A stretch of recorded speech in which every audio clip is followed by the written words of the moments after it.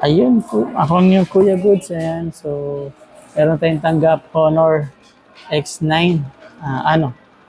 Honor FAD 9 LCD. Ayan, so pinalitan na natin siya.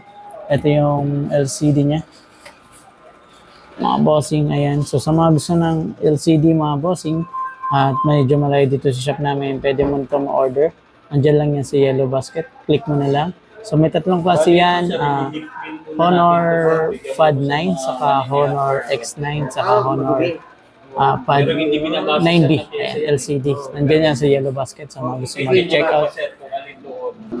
Ayan, so sa mga medyo namamahalan sa LCD, mga bossing, kaya huwag na kayo mag-alala, may TikTok Pay Later na tayo.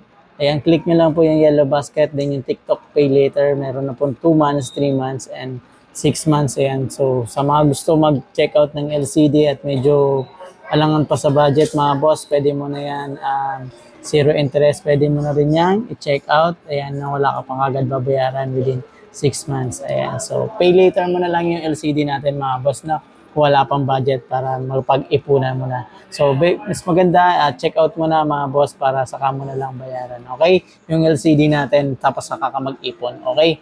Kung ayaw mo mag-ipon, huwag mong bayaran. May nga lang lugi ka dyan. So, mas mainam, bayaran mo pa rin. Ayan. So, wag nyong, meron kasi nag-message sa wag na daw bayaran. Ayan. So, may nakita rin ako sa video na bumili ka ng cellphone, i-pay later mo, huwag mong bayaran. Wag pong ganun, no, mga bossing.